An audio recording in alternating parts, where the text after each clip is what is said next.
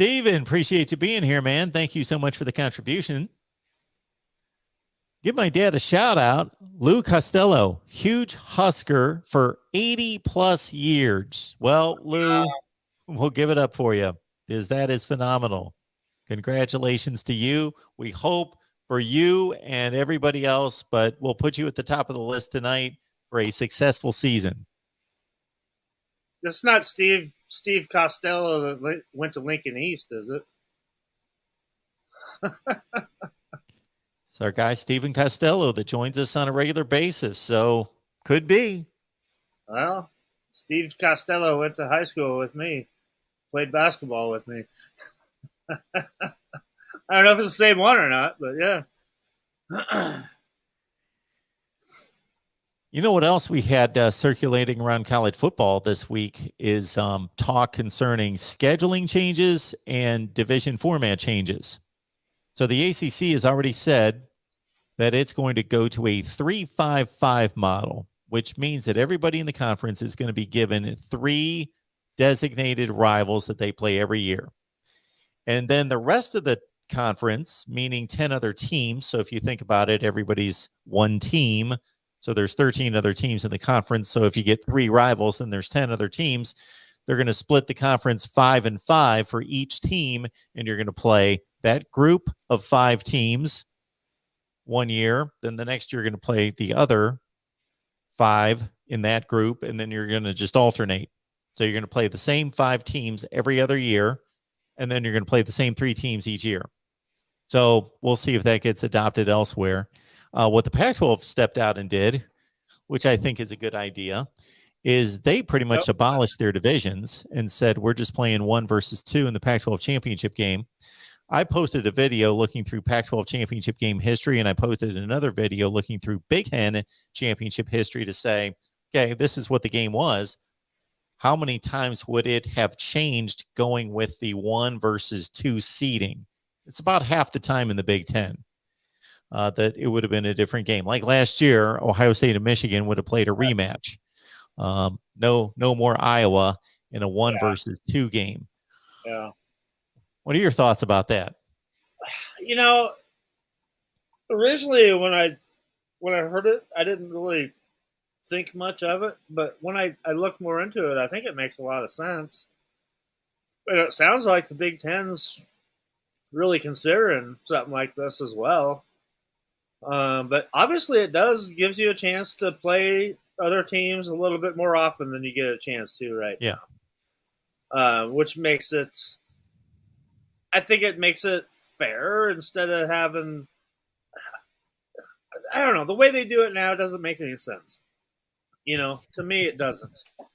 But the biggest question is, who are those 3 teams that you play every year? I mean, that's where the debate starts in my mind. Absolutely, it does.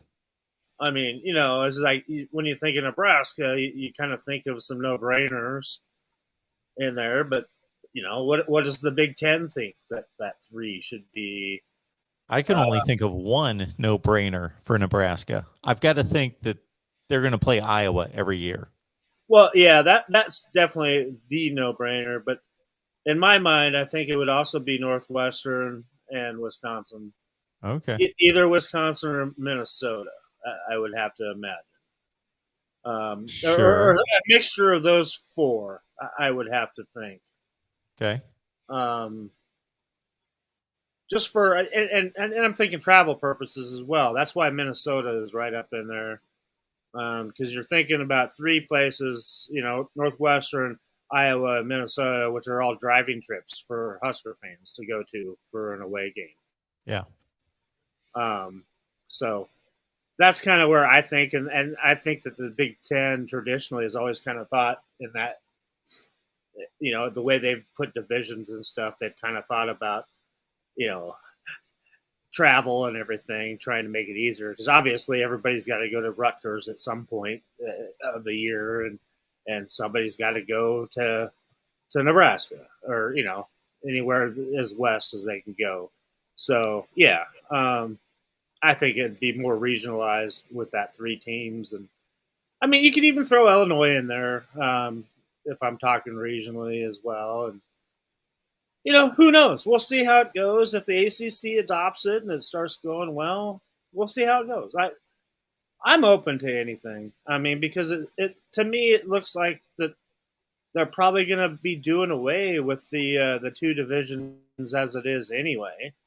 I think that's going to be inevitable, but we'll see. This game that we love so much changes year in and year out so much these days. It's hard to keep track. Well, the big plus, you've already mentioned it to me, is that right now this doesn't happen in the Big Ten. The Big Ten's different. But in the ACC and the SEC, if you play in one division, then you have a designated rival in the other division. You play them every year. But the other 6 teams in the division rotate. So you don't see a team for 6 years. Yeah, and that's not right to be in a conference with a You're in team. the same conference. Yeah, that's not right. You don't see somebody for 6 years. Yeah. What this does for the ACC, and if the other conferences would latch onto it as well, is that there's nobody that you don't see at least every other year. Right. No, I like that. I think that's the way it should be. Yeah. You're in a conference together for a reason. So, yeah, and unfortunately, football, they don't have the schedule that basketball does, where basketball can easily play everybody in your conference. But there's just not enough games in a regular season for football these days, since conferences have grown so much. I don't know if I've got the figures in front of me. Like I say, I posted a video this week going through the Big Ten championship history. Here it is. This is what we got for you, Greg. Listen to this. So we'll start with the first Big Ten championship game. It was Michigan State, Wisconsin. Well, of course, that was the legends and leaders. It would have been, let's forget that. That only lasted 3 years, and they figured out nobody understands what the hell this is. I have hats that say that. They gave us free hats when we joined the conference, the media. So I got like 10 different hats about that stuff. Nebraska fans were probably even more so just at a loss. Like, what are we getting ourselves into? What is this? So you had a Michigan State, Wisconsin Big Ten championship game in 2011. That would have been Michigan State, and I don't know who they would have played because Wisconsin, Michigan, and Penn State all tied for second place. So that would have come down to a tiebreaker. In 2012, that was the Nebraska-Wisconsin game. Good news for Nebraska is they wouldn't have played Wisconsin and given up 70 points. And that was kind of a weird year, too, because Ohio State was undefeated, but they were on probation. And Penn State would have been the next choice, and they were on probation. So it looks like it would have been Nebraska and Michigan in the Big Ten championship game. 2013, 15, 17, they were all the same. But Ohio State would have played Michigan State instead of Wisconsin in 2014. In 2016, it would not have been Penn State, Wisconsin. It would have been Ohio State and Penn State. 2018, no longer Ohio State, Northwestern. It would have been Ohio State, Michigan, and so forth and so on. So just a number of times in which it would have been different than what it's turned out to be with the West Division. And if things don't change... If the power structure doesn't change, Greg, it's not good news for the Big Ten West. Those teams in the Big Ten West.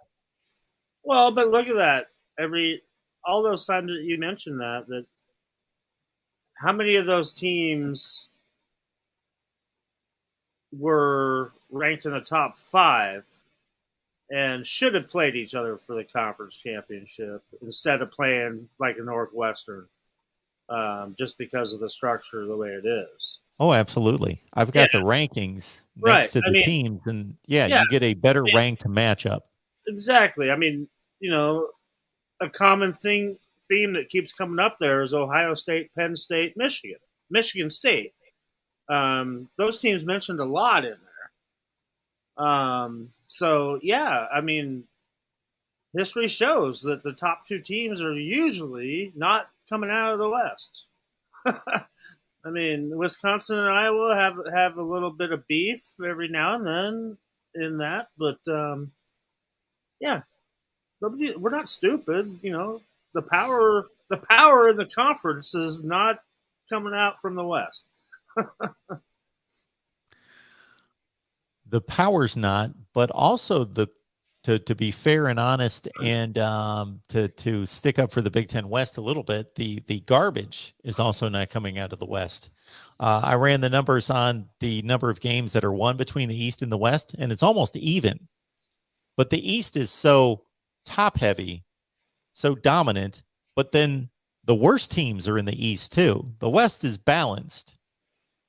Yeah. But that obviously doesn't matter because we're only concerned about the best teams going to the championship game. So it doesn't matter that the East is full of Rutgers and Indiana and Maryland weighing it down at the bottom because nobody's too concerned about that. I mean, in my mind, I mean, you know, obviously, yeah, I love my college football, but I'm also a huge NFL fan.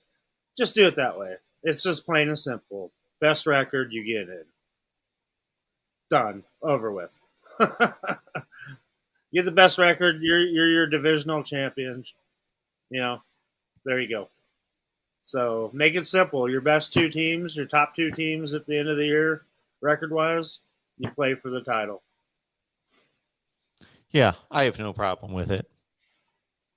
I think it's interesting, and I think these conferences are trying to set themselves up to make sure that they get the best team in the college football playoff, especially once it's expanded. And then if they've got a second or third team, which they will, especially if it expands to 12, the Big Ten's going to have probably an average year 3 teams in the playoff out of 12.